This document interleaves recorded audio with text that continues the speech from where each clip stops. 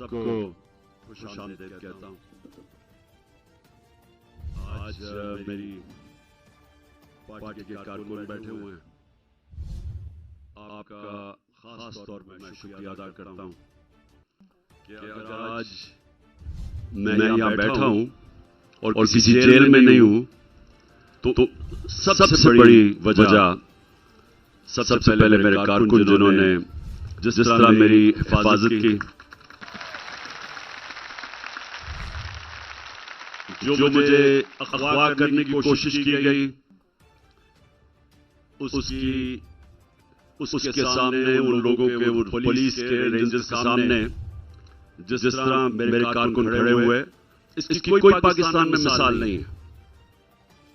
ये हमारी तारीख में इतनी बड़ी फोर्स, 1000 पुलिस और रेंजर्स और आर्मर्ड कार अगर मुझे अगवा करने आई थी तो ये बहुत बड़ी कामयाबी मेरे कारकुनों की थी, जो जिस तरह उन्होंने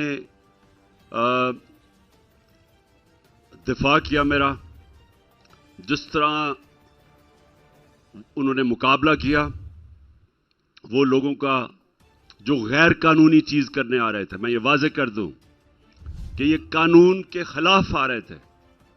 कानून में इजाजत ही नहीं कि एक अदालत में पेश होने के लिए, और एक आदमी कह रहा है कि मैं पेश हो रहा हूं और अश्योरिटी बॉन्ड दे रहा है, कानून इजाजत नहीं देता उसको अरेस्ट करने की। अगवा करने आ रहे थे।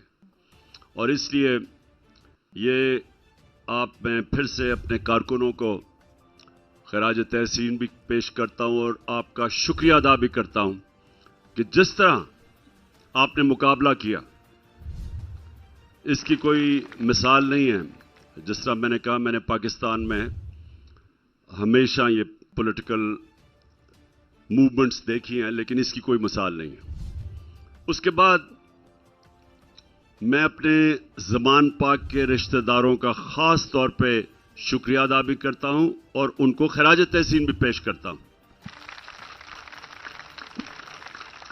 मेरे जो पख्तूनख्वा से मेरे जितने कारकुन आए हुए थे, जिस तरह उन्होंने मेरे पास आके ज़मान पाक के मेरे रिश्तेदारों की तारीफ की, कि जिस तरह उन्होंने मुश्किल वक्त में घर खोले और पानी दिया लोगों को, जब वो टीयर गैसिंग हो रही थी, तो जिस तरह उन्होंने खौफ के बगैर मदद की, वो लोग जो कि तकरीबन 24 घंटे जिन्होंने मुकाबला किया, जो पुलिस ने 3 तरफ से हमला किया हुआ था और रेंजर्स ने।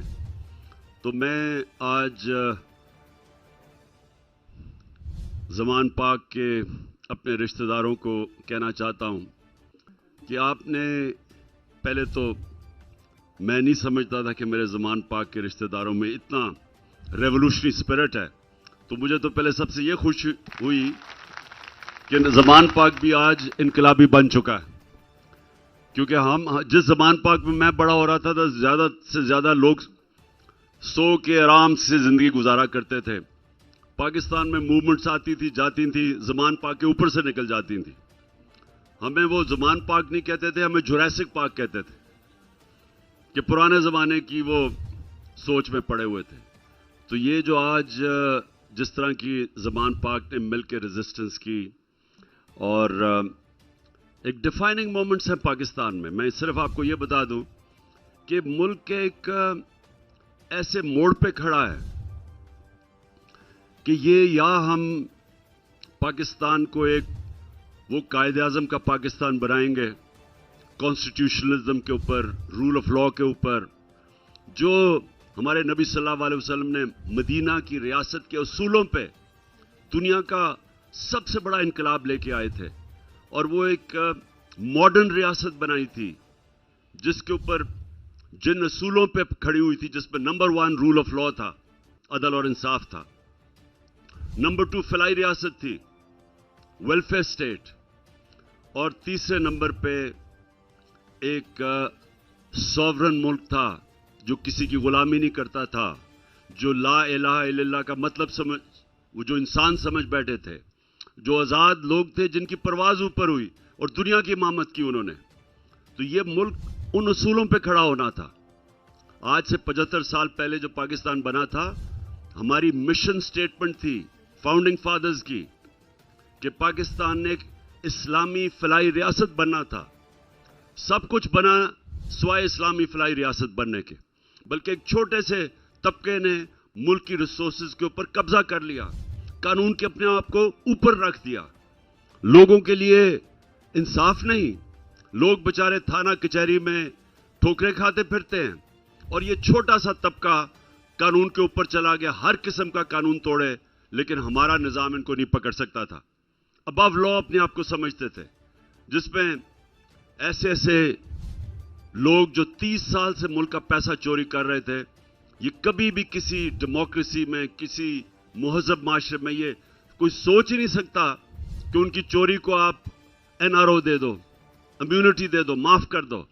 अवाम का पैसा जब भी कोई चोरी होता है, किसी को इजाजत नहीं उसको माफ करने के लिए, किसी जमहूरियत में यह माफ नहीं किया जाता।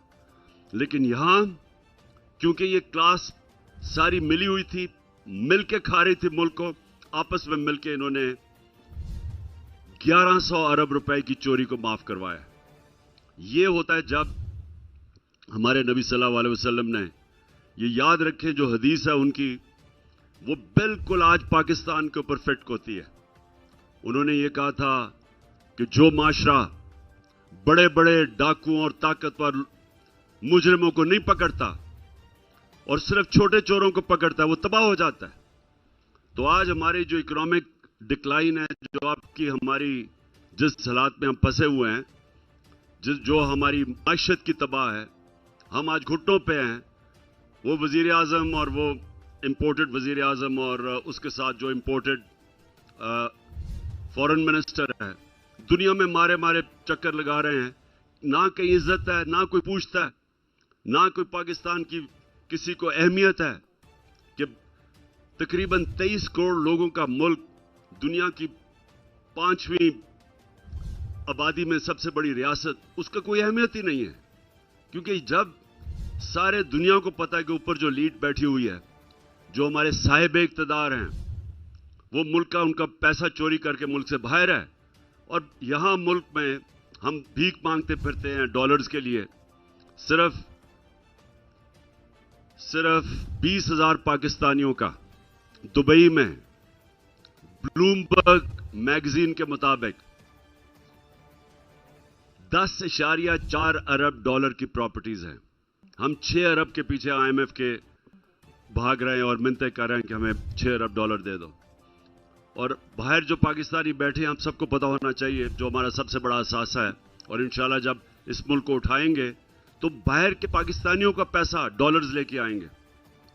सिर्फ 16,000 Pakistani American physicians, 16,000 Pakistani American physicians, उनकी नेटवर्क 200 अरब डॉलर है। फिर से 200 अरब डॉलर सिर्फ 16,000 पाकिस्तानी अमेरिकन फिजिशियंस है। जो टॉप 10 बिजनेसमैन हैं, पाकिस्तानी अमेरिकन बिजनेसमैन, उनकी 25 अरब डॉलर की नेटवर्थ है। तो मैं सिर्फ आपको अंदाजा लगा रहा हूं कि हमारे मुल्क में किस तरह के अमीर पाकिस्तानी हैं, लेकिन मुल्क गरीब है, क्योंकि हम वो निजाम ही नहीं बना सके कि बाहर से जो पैसा इन्वेस्टमेंट आ सके इस मुल्क में। क्योंकि यहां एक जंगल का कानून है। अब जो अली अमीन से किया इन्होंने, उसके ऊपर कभी एक केस से बेल मिलती है, फिर दूसरे केस में, फिर सारे मुल्क के चक्कर लगा रहे हैं, और फिर उसको जेल के अंदर उन्होंने जलील करने की कोशिश की है, और सिर्फ इसलिए चक्कर लगा रहे हैं कि वो चाहते थे कि ईद वो जेल में गुजारे।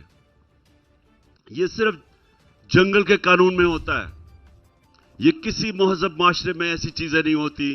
क्योंकि ताकतवर हल्के यहां बैठे हुए हैं, जो जिसको मर्जी चाहे जो मर्जी कर दे, उनको कोई पूछने वाला नहीं है, कानून के ऊपर है। रात वीगो रुकती है किसी घर में, लोगों को उठा के, सोशल मीडिया के लोगों को उठा के ले जाते हैं। अजहर माशवानी को उठा के ले गए, 8 दिन के बाद पता चला वो किधर है। शाहिद हुसैन, जो मेरे यहां हमारा सर्वेलेंस की बरतानिया से ब्रिटिश नेशनल पाकिस्तान आया मदद करने के लिए, उसको उठा के ले गए। मेरे खनसामे को उठा के ले गए। जो वो काम करता था मेरे बनीगाला के घर में, उसको उठा के ले गए। मेरा जो सिक्योरिटी एक्सपर्ट है, जिसने हमारा सारा सिक्योरिटी करता है, इफ्तिखार गुम्मन, वो अभी तक उसको उठाया हुआ है। तो ये किसी भी मुहज़्ज़ब माशरे में ये चीजें नहीं होती, ये बनाना रिपब्लिक्स में होती हैं। और जिस मुल्क में ये हो रहा हो, कैसे बाहर से पैसा उस मुल्क में आ सकता है? सोचें कि अगर सुप्रीम कोर्ट का फैसला गवर्नमेंट नहीं मानती तो कौन सा इन्वेस्टर आएगा पाकिस्तान में पैसे लगाने के लिए? क्योंकि इन्वेस्टर के लिए सबसे इंपॉर्टेंट चीज ये होती है कि जो इंसाफ का निजाम है उसके ऊपर इत्मीनान हो। क्योंकि अगर वो अपना सरमाया लगा रहा है और उसको अगर कोई डिस्प्यूट होती है और उसको यही इत्मीनान नहीं है कि मेरे पैसे, मेरी इन्वेस्टमेंट को एक मुल्क का इंसाफ का निजाम प्रोटेक्ट करेगा, वो क्यों पैसे लगाएगा? वो जाके दुबई लगा देगा, वो मलेशिया ले जाएगा पैसा, वो क्यों पाकिस्तान में लेके आएगा? तो 1 करोड़ पाकिस्तानी बाहर बैठा है, वो 1 करोड़ पाकिस्तानी अगर इस मुल्क में अपना 5% भी आके पैसा इन्वेस्ट कर दे, हमें किसी के सामने हाथ फैलाने की जरूरत नहीं पड़ेगी। लेकिन वो इसलिए नहीं करते कि यहां जंगल का कानून है, जंगल का कानून है यहां। वो जंगल के कानून में कोई पैसा नहीं लेके आता। जो बनाना रिपब्लिक जिसको कहते हैं, बनाना रिपब्लिक का मतलब होता है वहां कानून नहीं होता, वहां कानून की हुक्मरानी नहीं होती, ताकत की हुक्मरानी होती है। तो बनाना रिपब्लिक में से पैसा बाहर जाता है, पैसा आता नहीं है, इन्वेस्टमेंट नहीं आती, उस मुल्क का पैसा चोरी होकर बाहर चला जाता है। जो हमारा मुल्क से पैसा सारे लंदन में बड़े बड़े प्रॉपर्टीज, कि पाकिस्तान तो छोड़ो, लंदन में मेरी कोई प्रॉपर्टी नहीं है, पता चला अरबों रुपए की प्रॉपर्टीज हैं, सबके प्रॉपर्टीज बाहर हैं। तो मैं आज आपके साथ बैठा हूं, आपके साथ एंजॉय करूंगा, क्योंकि हमने बड़ा मुश्किल वक्त गुजारा है और अभी भी हमारा इम्तिहान है यहां ज़मान पाक में। क्योंकि जो ये लोग हैं इतने खौफज़दा हैं कि इलेक्शन हो गया तो तहरीक इंसाफ फिर पावर में आ जाएगी और इमरान खान फिर वापस आ जाएगा, और उसके डर की वजह से वो इलेक्शन से ही भाग रहे हैं। वो जिस तरह हम ज़मान पाक में जब छोटे क्रिकेट खेलते थे तो कई टीमें होती थी, रोंदू टीमें, वो जब हारने लगते थे वो विकेटें उठा के ले जाते थे। ये वो अभी विकेटें उठा के भाग रहे हैं सारे, हम इनको वापस बुला रहे हैं मैच खिलाने के लिए। तो इंशाअल्लाह, और आज मैं चाहता हूं प्रोग्राम आपका आगे शुरू हो।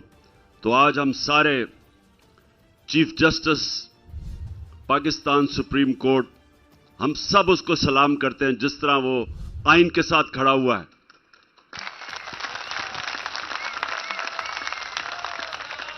जिस तरह चीफ जस्टिस बुंदियाल, ये कौम आपको सलाम इसलिए करती है कि ये तंग आ गई है नजरिया जरूरत से, ये तंग आ गई है कि ताकतवर जब चाहे तो पाकिस्तान के आइन को चेंज कर दे, और यही वजह है कि आज पाकिस्तान एक अजीम कौम नहीं बन सका। तो चीफ जस्टिस साहब, आपको हम आज अप्रिशिएट करते हैं, खराज तहसीन पेश करते हैं, आपको श्योर करते हैं कि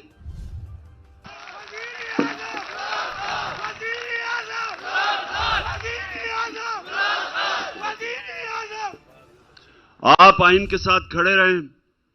आप सुप्रीम कोर्ट को उतना ऊपर लेके जा रहे हैं कि मैं ये सिर्फ मेरी हसरत है कि अल्लाह, ये पहले हमारे सुप्रीम कोर्ट जब जस्टिस मुनीर ने घुटने टेके थे ताकतवर के सामने, काश कि वो ना टेकते, उसमें भी आपकी तरह जस्टिस बुंदियाल, आपकी तरह का अज़म होता, आपकी तरह का डिटर्मिनेशन होता, आपकी तरह का जुर्रत होती, तो आज पाकिस्तान के ये हालात ना होते।